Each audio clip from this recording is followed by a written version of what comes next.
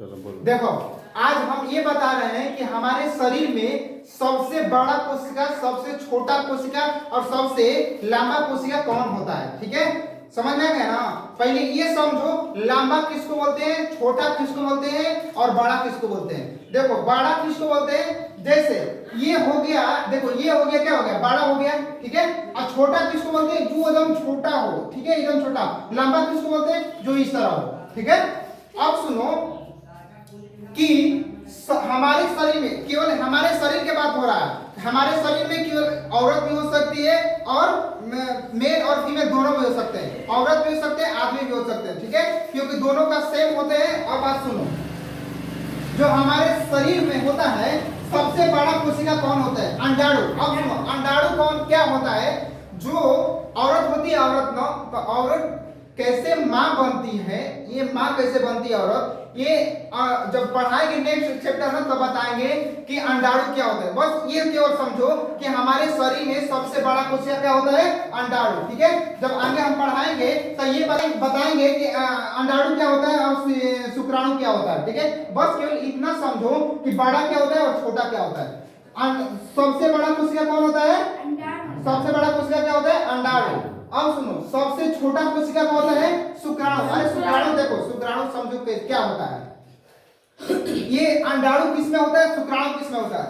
ये अंडाणु होता है केवल औरतों में होता है। ठीक है, अंडाणु सुनो बाबू ध्यान समझो, जैसे एक माँ, एक कोई भी जानवर होते हैं, चाहे कोई भी, अगर औरत माँ कब बनती है, जब उनके शरीर में अंडाणु, जैसे अंडाणु के रूप में अंडाणु होता है, अंडाणु, तब देखो अंडाणु और स्पर्म एक दूसरे से मिलते हैं, तब एक जाइगोट होता है, तब एक बच्चा का, जैसे बच्चा का रूप धारण हो जाता है, बच्चा का निर्माण होता है। ठीक है, बात समझो ध्यान से।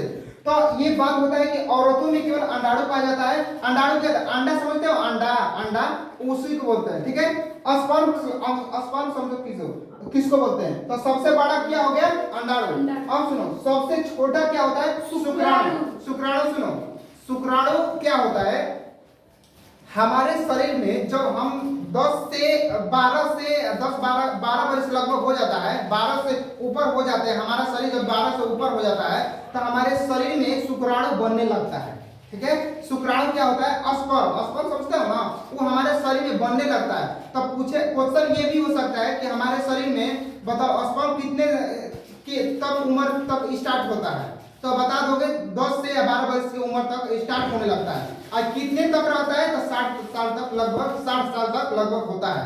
उसी स्पर्म समझ में ना कि सबसे छोटा कोशिका होता है शुक्राणु, जो किसमें होता है, आदमियों में होता है। ठीक है, और सबसे बड़ा किसको बोलते हैं, अंडाणु। ये किसमें पाया जाता है, औरत में पाया जाता है। अब तो ये दो क्लियर हो गया। अब सुनो लंबा किसको बोलते हैं, न्यूरॉन। तंत्रिका तंत्र तो कभी लिख देता है। ठीक है, न्यूरॉन क्या होता है, जो हमारे दिमाग में होता है ना, इस तरह, उसी को सबसे लंबा बोलते हैं। समझ में गया। तो 3 को क्वेश्चन एकदम कंफर्म एग्जाम में एकदम पूछता है कि सबसे बड़ा कोशिका कौन होता है, और सबसे छोटा कोशिका कौन होता है, और सबसे लंबा कोशिका कौन होता है।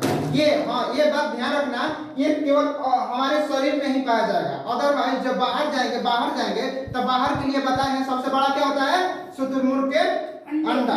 ठीक है, शुतुरमुर्ग के अंडा होता है, लेकिन ये हमारे शरीर का होता है। सबसे बड़ा हो गया अंडाणु, सबसे छोटा हो गया शुक्राणु, और सबसे लंबा होगा न्यूरॉन। ये शुक्राणु क्या होता है, शुक्राणु क्या होता है, अंडाणु क्या होता है, जब हम रिप्रोडक्शन सिस्टम पढ़ाएंगे तब बताएंगे कि शुक्राणु क्या होता है, अंडाणु क्या होता है। ठीक है, बंद करो।